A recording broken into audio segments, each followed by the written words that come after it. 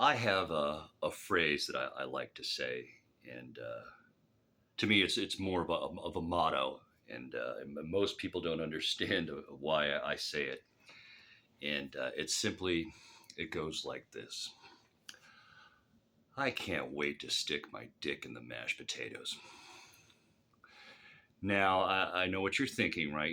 But I don't mean that in a literal sense, right? Uh, you know, I really don't. To me, it's more of a metaphor about life in general. And and I mean, and let me tell you this, that having your dick in the mashed potatoes is not a pleasant experience. Okay, I can tell you from experience, right, that it is horrible and painful and just could really just be just the worst thing in the world, right? And it has just happened to me so many times in my life, right? And there's been times where I thought it was impossible to even have my dick get in the mashed potatoes, right? I mean, I'm not just there dressed, I can have a cup and a jock strap and an apron in it, and a sneeze guard, right? I mean, it's just impossible I could get my dick in these mashed potatoes, right? When all of a sudden I look down and oh my God, my dick is in the mashed potatoes again, right? And in front of her parents, no less. Oh my God, right?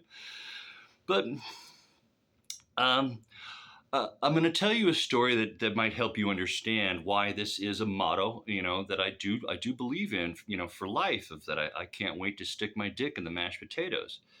It is something that happened to me a long time ago. I think it was probably at least 12, 13, 14 years ago, where I'd gotten a call from my friend Christine, who invited me to go with her and her husband to go see the Liza Minnelli concert at the Hollywood Bowl, right? Which I graciously declined to do.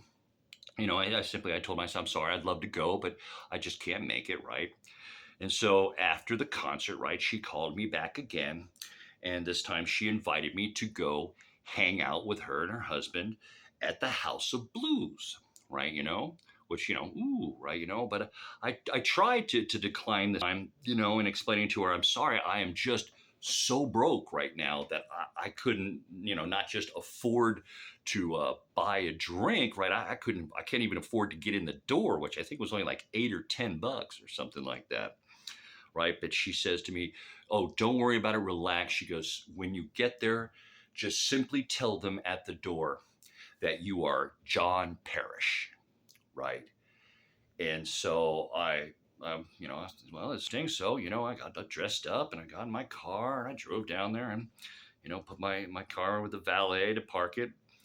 And, and as I, proceed to walk in, I do something that I did actually instinctually. I didn't even really think about it. I do this kind of a lot actually.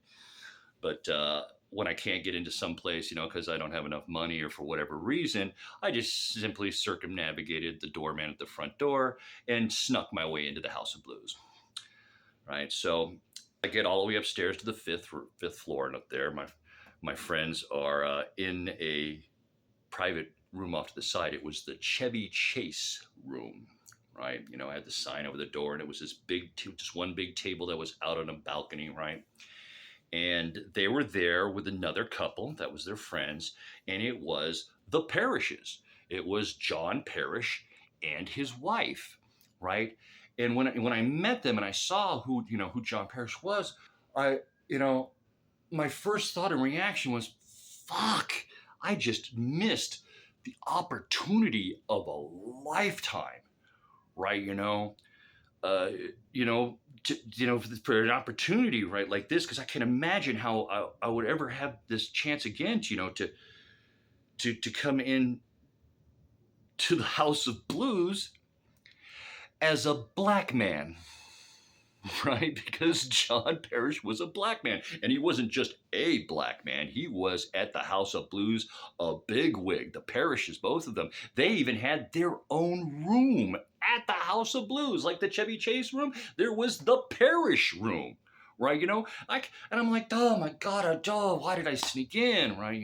So So now at the end of the evening, after we were all leaving and all, and we're waiting in the very long line, at the valet to pick up our cars, which is something you had to do while you were there. And my friends had told me not to worry, that they would pay the valet for me. And we had been in line for probably about 10 minutes, with the parishes, and my friends, and we were only about halfway through this very long line when one of the valets uh, walks up to me and just simply hands me the keys to my car, and without even asking me for any money, just proceeds to start walking away. And I said to him, well, hey, wait, where's my car? I don't see my car. And it's a really big parking lot. Or, where's my car? Am I supposed to go get it myself? And he looked at me kind of quizzically and just simply pointed behind me, right, where there was a line of all of the most expensive and exotic cars like Ferraris and Bentleys, and there, hand me down from my mother, old beaten up silver Honda CRV, right, and as I kind of puffed up my chest a bit, as this stunned look from the parishes, and I almost hear him, mouth like, "What the fuck is this guy?" Right, and as I slowly, start to penis pole vault my way on over to my car, right, Now, the reason why my car was parked up there in the line of all those exotic and expensive cars next to the valet, and why the valet had done this and all, and not charged me, was because of the fact that I had a court ordered breathalyzer in my car after getting a DUI, right? So, in other words, if I hadn't fucked up and stuck my dick in the mashed potatoes, I would that that so memorable, exciting, brilliant moment of looking and feeling like the man if I hadn't have stuck my dick in the mashed potatoes.